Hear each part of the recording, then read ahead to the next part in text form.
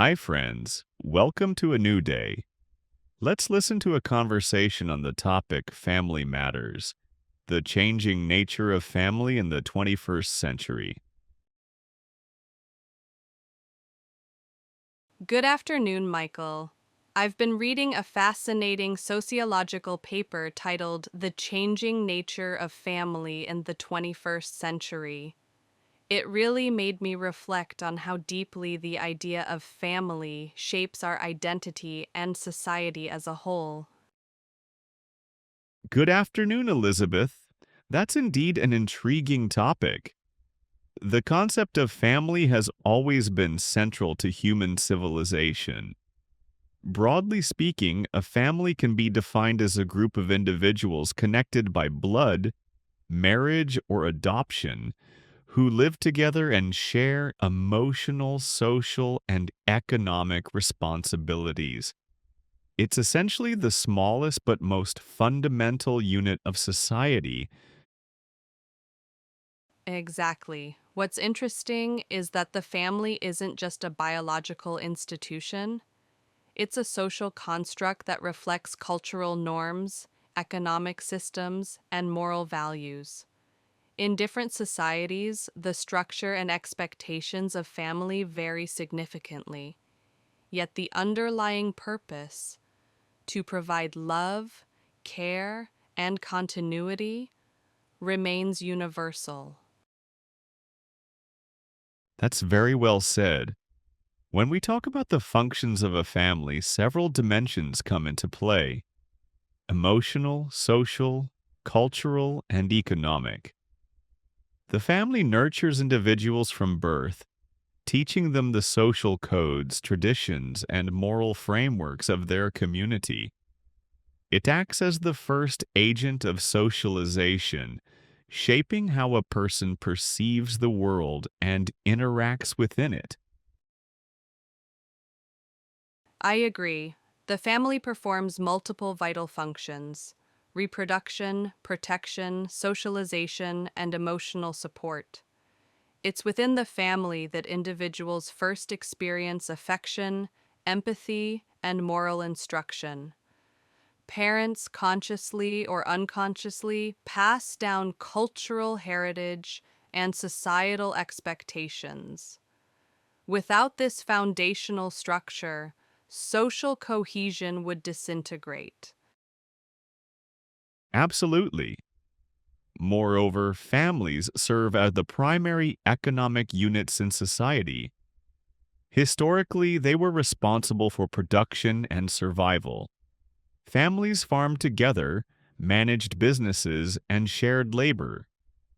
Although modern economies have shifted much of that role to institutions and markets, families still remain the bedrock of financial stability and emotional security. That's a great point. Speaking of history, the evolution from traditional to modern family systems is particularly fascinating.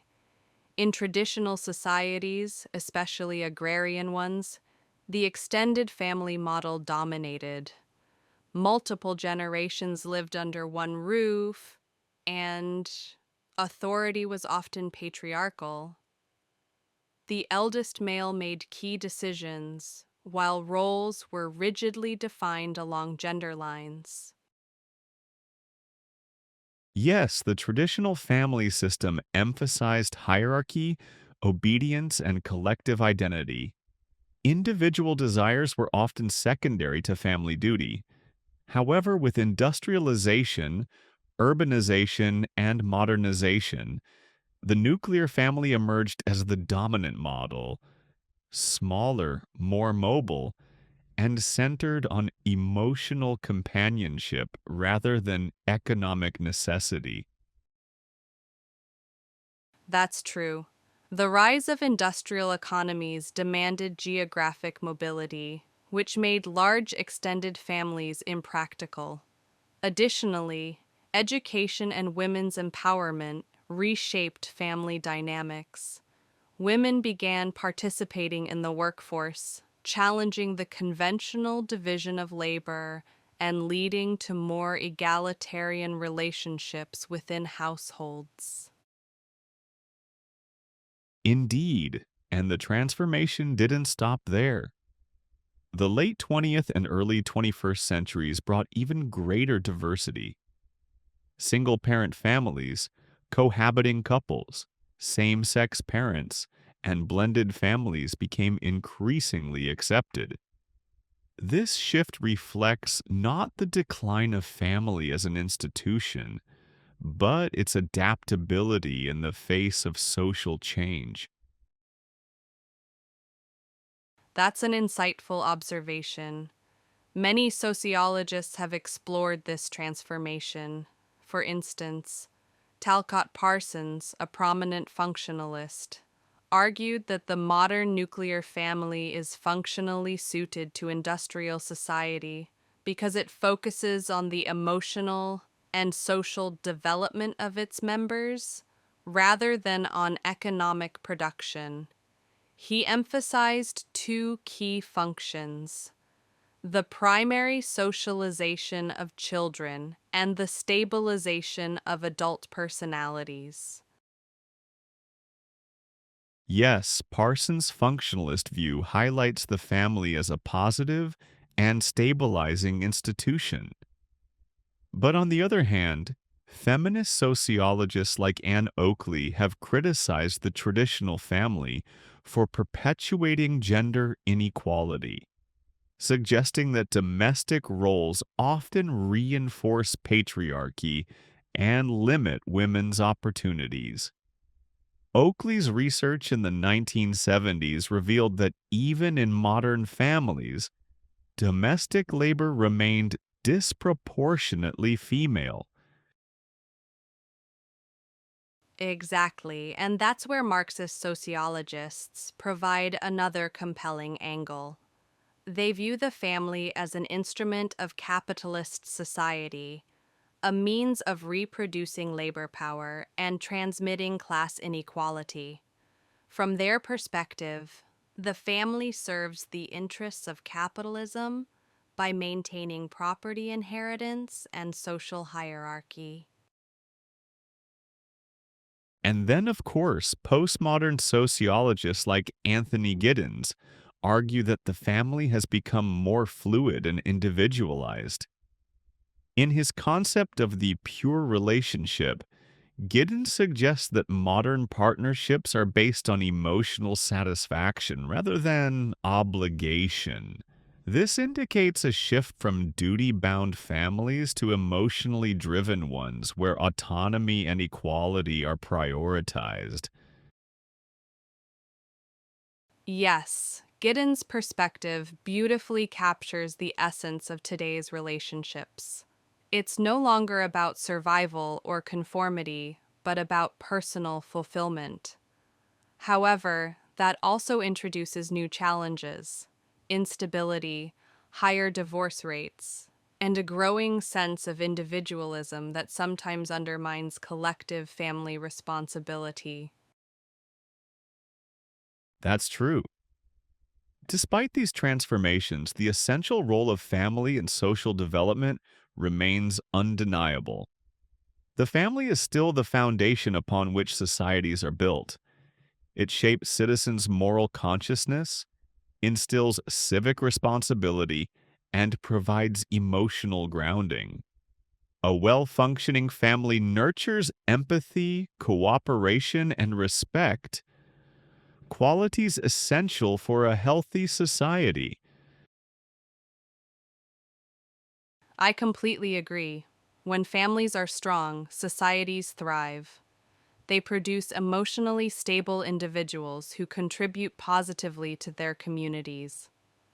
Conversely, when family structures break down, social problems, such as crime, mental illness, and alienation, tend to rise.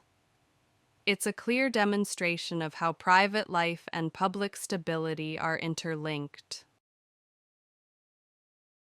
Yes, and that's why many sociologists emphasize strengthening family ties rather than idealizing one specific model.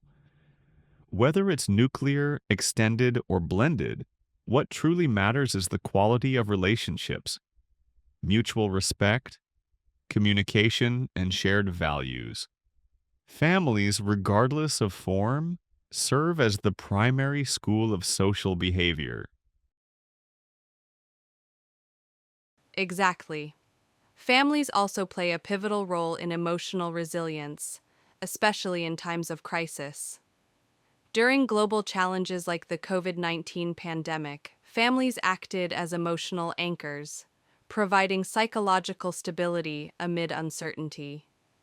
It reminded the world that even in a digital and globalized age, human connection remains irreplaceable. Very true. Speaking of the future of family, I think it's heading toward even greater diversity and flexibility. Technological advancements, digital communication, and global mobility are reshaping how families connect. Virtual families, long distance parenting, and digital cohabitation are becoming increasingly common. Yes, and the definition of family will likely continue expanding, embracing inclusivity, equality, and emotional choice rather than traditional constraints.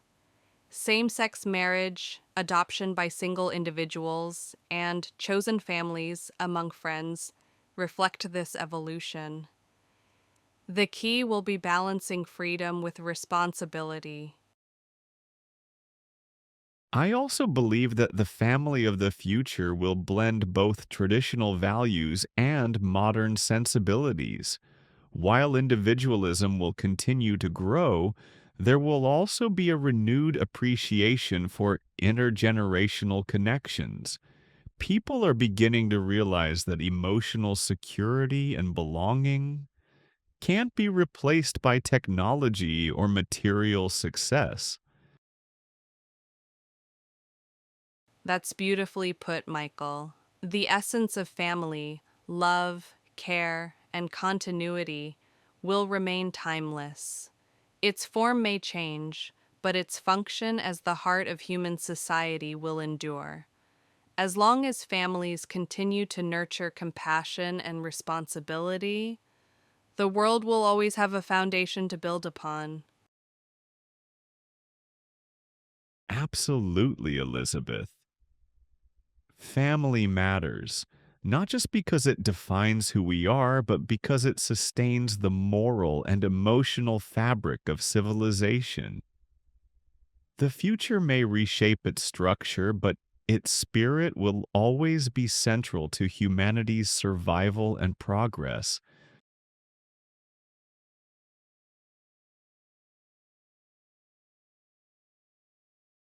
At the end of the conversation, let's review a few vocabulary words, phrases, or terms that appeared in the conversation.